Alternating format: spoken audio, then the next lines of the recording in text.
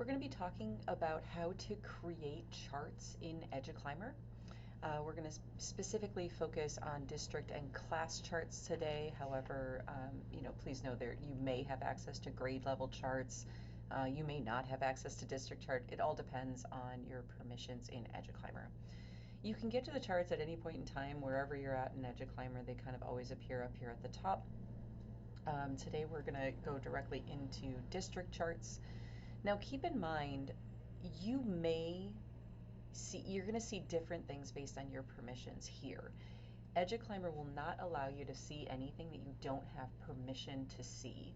So when you run data, you just have to think about what your permissions are and what filters you set to make sure that you're looking at the data that you want. We want to make sure that you're getting answers to the questions that you want, because EduClimber is very big. It has a lot of information in it. So really keeping in mind, what is the purpose of the data that I'm looking at and how is it going to help me? Okay. So as we're thinking about what information we want, we have to use these filtering tools right up here at the top to be able to see anything down here at the bottom. So right here, this is the school year for the data that you want to see. You can select different school years. So if I wanted to see last year's data, this is what I would select down here. This is this year's data, okay? There's where you select the school that you want to see. You'll notice there's quite a few things on here, and I know that can be confusing. So the reason there's a lot on here is because there are times where you want to make groups of schools. I wanted to, for example, be able to see Mount Ascutney School District as one group. In order to do that and compare it to other groups, I had to therefore make a Heartland group and a Wethersfield group. So every district has their own group. If you are a Heartland staff member, if you clicked on Heartland District, you are going to get the exact same information as if you click on Heartland Elementary School.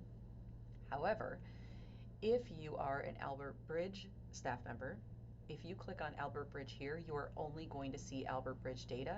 If you click on Mount Ascutney School District, you will see Mount Ascutney and Windsor combined because they are one district. Okay. If you don't select anything, you will see all of it, depending on your permissions, of course. So if you work in two different schools, you'll be able to see the two different schools here. You may see WSCSU as an option. However, unless you have permission to see all four schools, you will only see the schools. It will only run data for the schools that you are a member of. So I just wanted to kind of throw that out there right off the bat.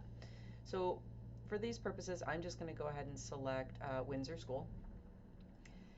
I want to only look at, let's say, 4th grade data. And this categories is the subjects. So if you select nothing, they're all going to show up. If you want to just see literacy data or just see math data, you can select those. I'm going to leave them all open for now. And then over here, you'll see there's a lot of different options you can select for the type of data you want to see. I'm going to select STAR in this case since timing wise, we just finished our STAR assessment. However, you can see a lot of different information. If your students don't do Heggerty, you will not see Heggerty data in here. That's a manual upload. That would be information that you would have physically typed in saying, this is how my student performed. Some data comes over automatically, other data does not. For example, CKLA placement assessments do not come over automatically. Okay, those are things we're working on building, and hopefully we'll be able to enter that data into EduClimber at some point in time. Gradebook data comes over automatically in an automatic upload. Panorama data, I manually upload that information, so it's not an immediate upload, but I do manually upload that. Our STAR data comes over automatically, so anytime you give the assessment, it usually takes about 24 hours or so, and then the data is going to be coming over in a file. And I think that's about it. If you wanted, so TMP, that's our old assessment, if you wanted to see that information, you can see it, but if you select it here, you have to change the year because we didn't give it in 23-24. You would have to go back to whatever year we did administer that assessment. All right. So I'm going to go down to our STAR data, and I'm going to go ahead and click search. All right, so this is the information that it's giving me. It's bringing over STAR CBM data for 4th grade. Somebody took the CBM in the fall, and it's bringing over the reading data for fall and winter. Now you'll notice the winter data, it looks like less students took it so far. We're in the middle of our testing window, so not everybody has taken it. Okay. Over here on the side, you can toggle between a few other categories. So I can toggle to math, and it's going to show me my math data. Incidents and attendance seem to always come up here, so when I click on incidents, it's going to review my incidents for me, give me a lot of really great information. Now again, we're just looking at one grade level. Okay. All of the charts are clickable.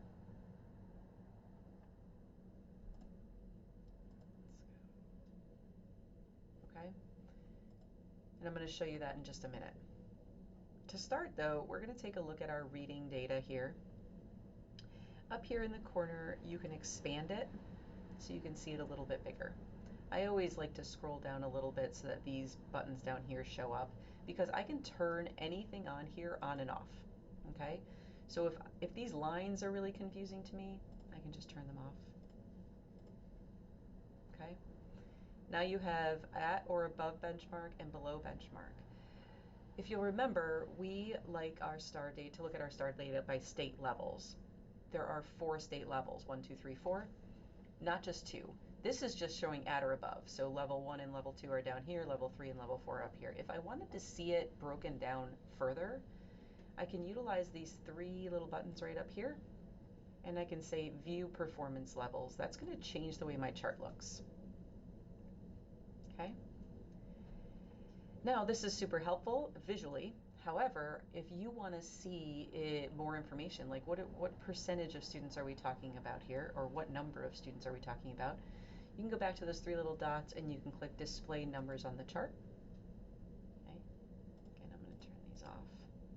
Now you can see the percentage. So this is just the percentage of students who took it. If you want to see this chart compared to this chart a little bit differently, you can change it so you can see the percent of students overall. So if that percent is now 100%, you can see them together. In this case, it is kind of nice to see them by numbers, because you can see not all of our students have taken the assessment yet. So they're not really comparable yet. A couple other things you can see here, you can sort them. So I could sort it, let's say I had multiple grades on here and they were out of order for some reason. You can sort them by grade, you can sort them by year. So if you had multiple years that you were seeing on this chart, and data point rank.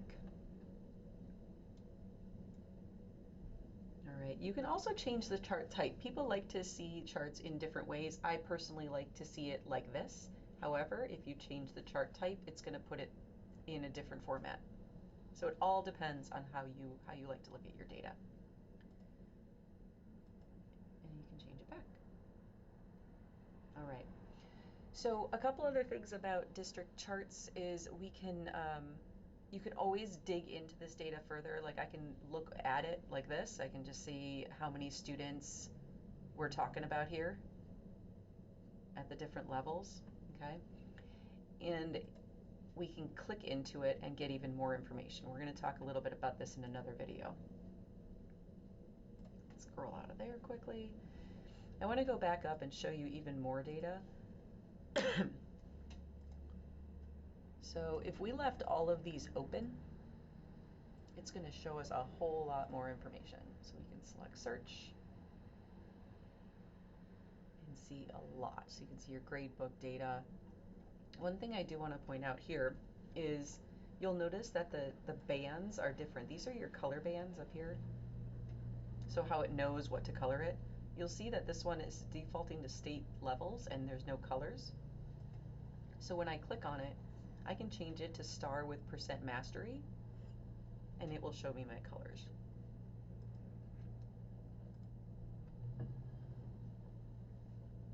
When I scroll down, I might have to do that for other charts as well.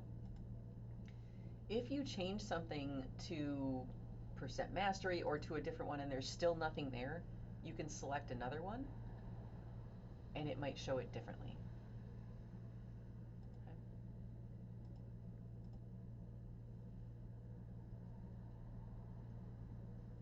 So it does take a little bit of getting used to, but overall, the more you kind of play with it and click into things, you'll learn a lot that way. I do want to go back into incidents here quickly. A couple things to note. These, again, are clickable. You can click into it and get more information. And you can also click up here at the top and go to a data list instead. So it all depends on how you want to see your information. Again, as always, if you have any questions, please feel free to let me know. You can always reach out, and I'm happy to come over and do like a little walkthrough training with you at any point in time. Thank you again.